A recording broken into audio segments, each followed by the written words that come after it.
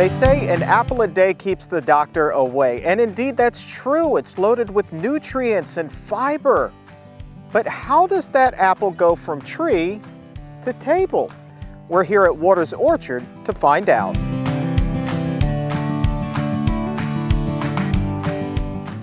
Great to meet you. Nice to meet you. Thanks so much for having us. Anytime, anytime. Glad to have you here. Ready to talk about some apples? Yes, definitely.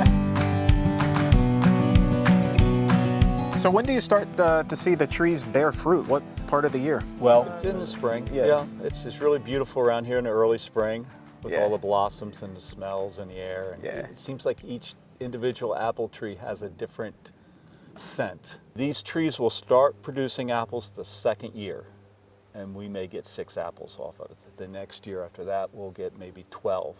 And eventually we'll get a bushel of apples Okay. in about 8 years. I did not realize Yeah. that.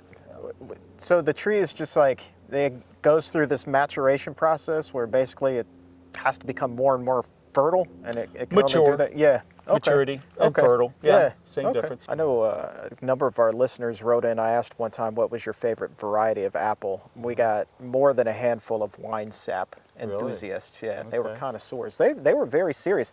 It turned into a battle between wine sap and Honeycrisp, to be perfectly honest with you. No kidding. No kidding.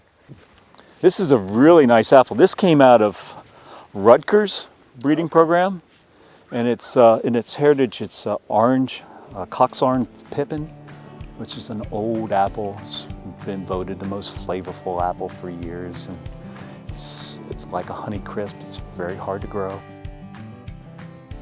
Boy, I can't believe they picked this clean. You look at that apple and you think, oh, nobody's going to pick that apple. People have been picking these apples and putting them in their bags. Really? Because you go to the grocery store, this apple would never sell. No, heck no. Never sell. Not in a million years. But people like the taste, they know what we're doing here, and they support us. And see, it doesn't go deep. It's just superficial. Oh, look at that. Now, if you get this brown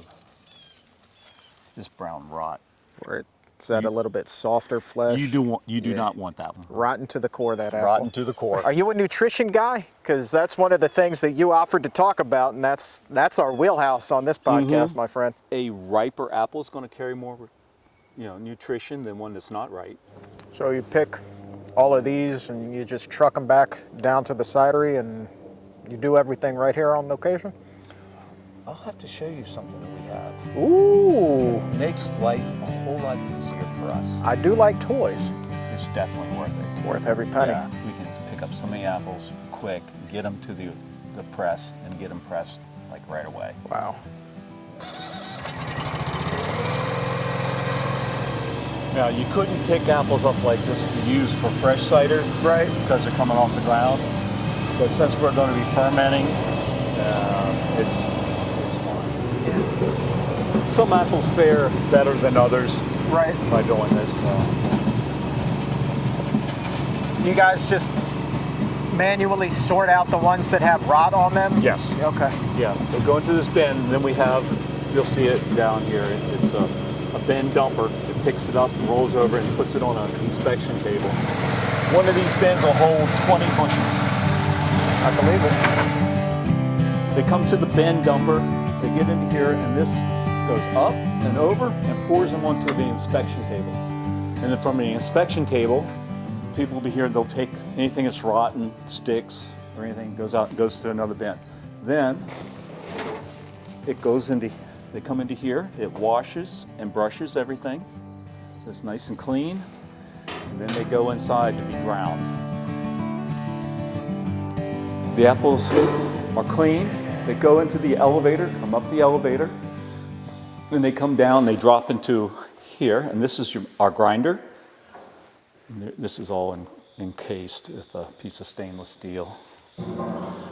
Grinds them all up, falls down into this vessel, and then I can pump it out of the pump in the bottom, and it'll go to my 3 presses. Helps filter, and the juice just squirts out of here and runs down the side, and then it goes into this pipe, and then we can pump it anywhere we want it.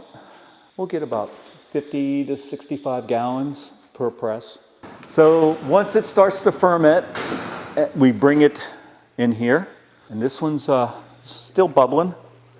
And then the fermentation, it will bubble up. You can see the foam. Oh yeah. And it's just pushing foam and some pieces and bits of, apple and yeast will come out. But here's some cider, just straight cider. Apple juice. Apple juice. Ah. Yes. Perfect, thank you. You know what I like about you is you take pride in your product. You really absolutely do. And I mean, that just shines right through how proud you are of everything that you have here. Well, thank your you. trees, making the cider, all of that. Like, it brings you joy. It's just not me. It's very nice to have a group like we have here. It's special.